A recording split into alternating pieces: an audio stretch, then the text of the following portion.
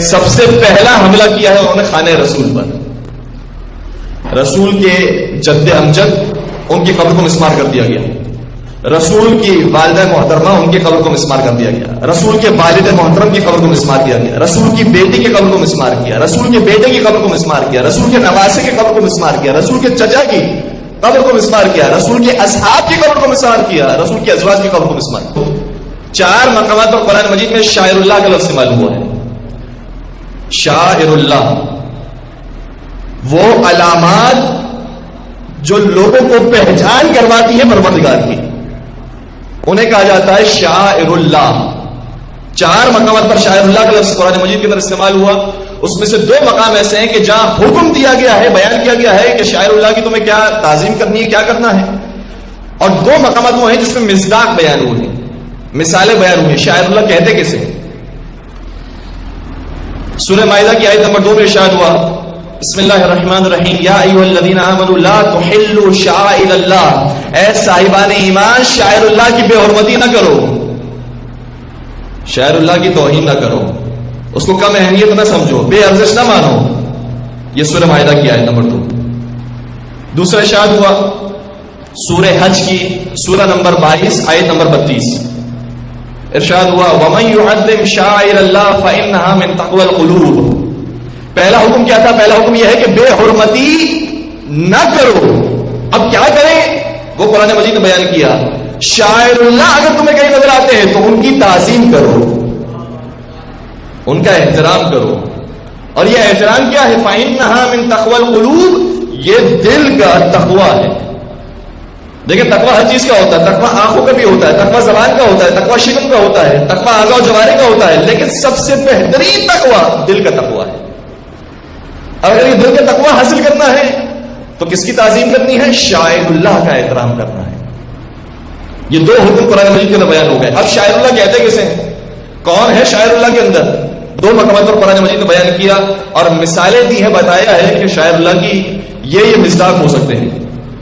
پہلا مصداق سورہ بقرہ کے اندر آیا.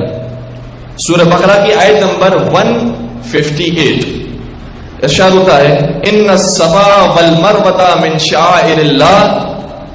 صفا اور مروہ کی پہاڑیاں یہ اللہ کی نشانیاں ہیں، یہ شاعر اللہ میں سے. صفا مروہ پہ ہوا کیا تھا؟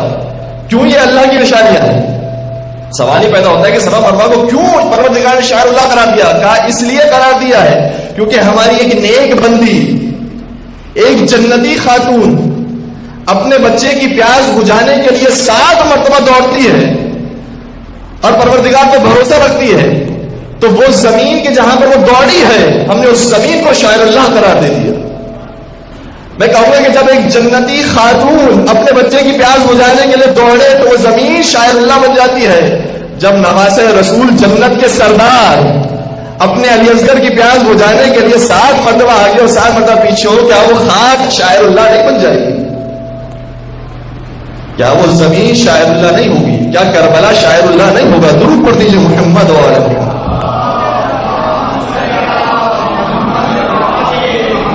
تو پروردگار نے مثالیں بیان کر دی اور یہ کہا ان الصفا والمروہ من شعائر اللہ.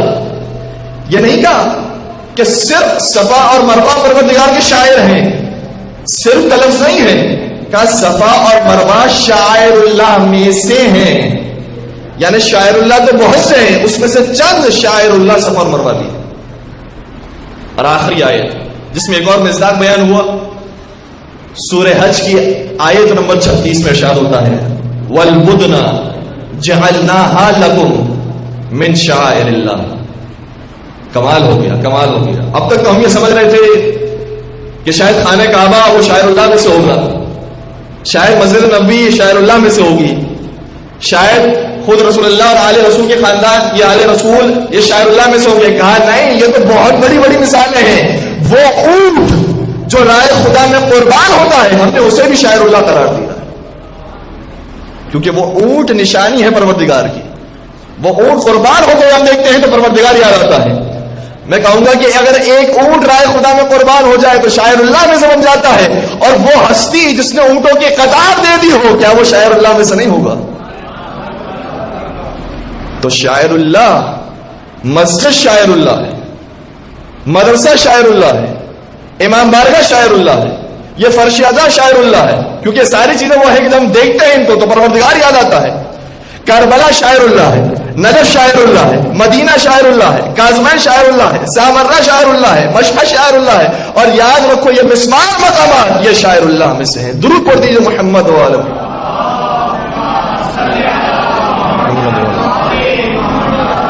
پروردگار نے جو مثالیں دی بہت چھوٹی مثال دی، اور یہ چھوٹی مثال اس لیے دی ہے تاکہ بطریقہ والا خود بخود ہم بڑی مثالوں تک پہنچ جائیں۔ قرآن مجید نے کہا وَلَا تَقُلْ لَهُمَا اُفٍّ، والدین کو خبردار اف تک نہ کہو، تو قرآن نے تو اف کرنے سے منع کیا ہے۔ اب میں جملہ آپ کے سامنے عرض کر دوں اور بہت ادب کے ساتھ، والدین یہاں پر موجود ہیں لہذا میں 10 طرف جوڑ کر جملہ عرض کرنے پر مجبور ہو رہا ہوں۔ قرآن نے تو صرف کہا کہ ان کو اف نہ کہو، تو کیا گالیاں بکنے کی اجازت ہوگی؟ کیا ہاتھ اٹھانے کی اجازت ہوگی؟ قرآن نے چھوٹی سی مثال دی ہے، کہا جب ہم اف کرنے کا منع کر رہے ہیں تو بطریقہ والا ان پر ہاتھ اٹھانا یہ تو اور بڑا گناہ ہے، بطریقہ والا ان سے تلخ لہجے کے اندر بات کرنا یہ اور بڑا گناہ ہے۔